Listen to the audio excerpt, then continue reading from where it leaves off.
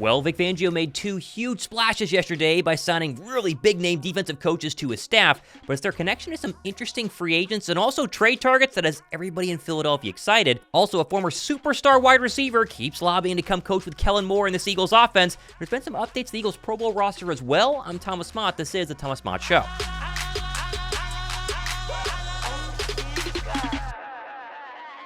I don't think we fully realized just how injured A.J. Brown was following this hit in the Giants game because Nick Sirianni decided to play his starters in what was a meaningless game. Real smart. Now, we still don't know exactly how injured A.J. is, but we got a little hint today when Lions wide receiver Amon-Ra St. Brown officially took A.J. Brown's Pro Bowl roster spot due to A.J. Brown being injured. Well, I guess even if the Eagles had somehow beaten Tampa Bay, you probably wouldn't have had 100% A.J. Brown or even a healthy A.J. Brown against what would have been a really tough Detroit Lions matchup in Detroit. It also makes me wonder if we'll ever find out just how injured Jalen Hurts was all season. Like, this guy was a running machine in 2022 and then had an ever so slight gimp in his stride basically all season this past year. Time will tell, but injuries always seem to play such a major role in who's still standing at this time of the year versus who's sitting at home. Let's hope the Eagles stay healthy in 2024. Now, speaking of Jalen Hurts, he's officially going to the Pro Bowl now after originally being selected as an alternate because Brock Purdy somehow got the Pro Bowl nod ahead of him and is now going to the Super Bowl. Although for all those Purdy lovers, if you're wondering who has the most wins against playoff teams among quarterbacks the past two seasons,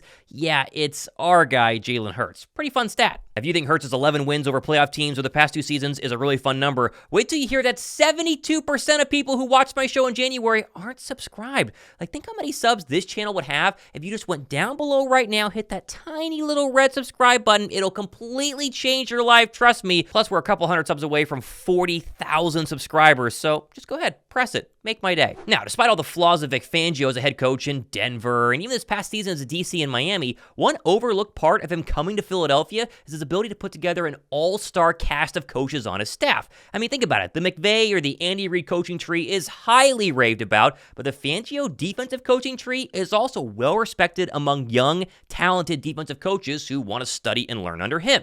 Now, that was made even more apparent yesterday when the Birds hired Seahawks defensive coordinator Clint Hurtt to coach the Eagles' defensive line in 2024. Now, if you haven't seen Hurtt, he's kind of hard to miss. I mean, look at him. He's an absolute unit. He also has a very strong history with Fangio, as John McMullen pointed out on Twitter, saying Clint Hurtt was the DC in Seattle this season, had been the Seahawks' assistant head coach and D-line coach for 5 previous years. His connection to Fangio dates back to 2015-2016 in Chicago, when Vic was DC, and Hurtt was the outside linebacker coach. This also means Tracy Rocker is out of Philadelphia. Now, he emphasizes linebackers and defensive linemen. That's two main areas that Philadelphia desperately needs to improve on going forward. And with Fletcher Cox almost for sure leaving this offseason, and probably BG as well, Philly's going to have to lean heavily on Jordan Davis and Jalen Carter, both of which were tremendous early on this season, but really disappeared as the league year went on. Something Davis even admitted just a couple of days ago. My body is beat. I can tell you all that for sure. It's a long season, long grind, but at the end of the day, I know what it takes. Have to do even more. I mean, my thing is just progression from year to year. Definitely got better since last year. Plan to get better next year. And that's just something me and Jalen was talking about earlier. It's just how we're going to take care of this team and take care of the D-line. One thing I have to work on is claiming consistency. And, it's just have to look in the mirror. At the end of the day, I'm a man. I can admit when I'm falling off. I fell off in the half end of the year. So, I can admit that, but at the end of the day, we're human. We have the ability to change that. We have the ability to work and the ability to get to different platforms that we haven't reached yet. And I think that we'll be able to do that. It just takes a lot of faith, a lot of hard work, but at the end of the day, we're here. Oh, and speaking of Hurtt, when he was asked last season about dropping defensive linemen into coverage, looking at you, Sean Asai and Hassan Reddick, Hurtt said, quote, "I don't want to see guys going backwards. So yeah, that's a wrap." Oh, and he's also absolutely hilarious at practice, as shown here with the Seahawks mic'd up video. I don't even care. That's how you know I've gotten old. When you're young, you care about what J's I'm gonna wear, matching up with the outfit. JC. Money. So you don't mind just wearing the bling out here, do you? You can't hide money. Can't hide it, JC. Man, my wife gave it to me. Oh, so that's the excuse? You two have not done anything all off season. I called you. What? You don't know what I've been doing at the crib? Yeah, I know what you've been doing. What we doing? Cooking meals and babysitting. Yeah, I'm liking it here, though, man. First of all, I told you would. Pick your feet up, Pona. Hey, that's how it looks when you ain't practiced for 3 weeks.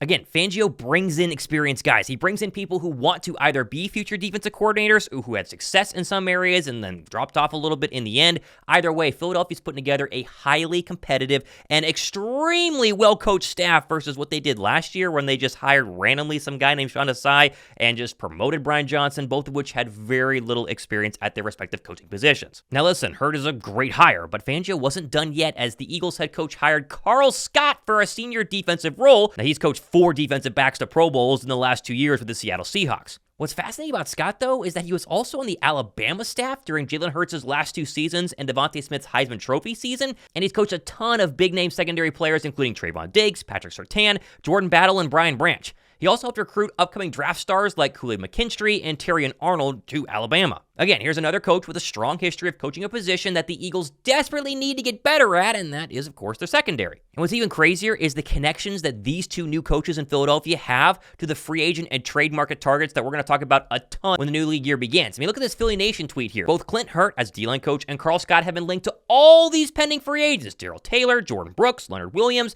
Bobby Wagner, Poona Ford, Michael Jackson, Mario Edwards, and trade options like Patrick Surtain, Xavier Woods, Quandre Diggs, and Reed Woolen. Now, I'm not saying Philadelphia's going to sign all of those players or any of those players, but they're setting themselves up to be a big-time free agent and trade destination with a team with plenty of cap space, plenty of draft ammo to trade with once the new league year officially begins in early March. And think about it. I mean, last year during the trade deadline, there were multiple outlets saying that the Eagles at least called Denver about trading for Patrick Surtain. And now with Denver seemingly wanting to really change up their entire overall system, could they get rid of Surtain in order to get more draft ammo to trade for a quarterback? Well, you tell me. Now, unrelated, or I guess completely related, was the fact that Scott also coached up Patrick Surtain for 3 years at Alabama. Again, I'm just saying. Finally, just like his defensive line coach counterpart, mic'd up at practice, he's really fun to listen to. I hope y'all boys ain't eat like it was a buffet line or nothing. We'll find out real soon. What's going on, man? It's all good? Look, you ain't gotta be nervous because we ain't playing. Purdue, Michigan, ain't none of them no more. There we go, get my ball back, man. Nobody drop it. There we go, baby. Why y'all got name tags with no names on them? Just put your hands up where you want it, I'll put it there. No drops. That's your playlist, man. Just search trash on Apple Music.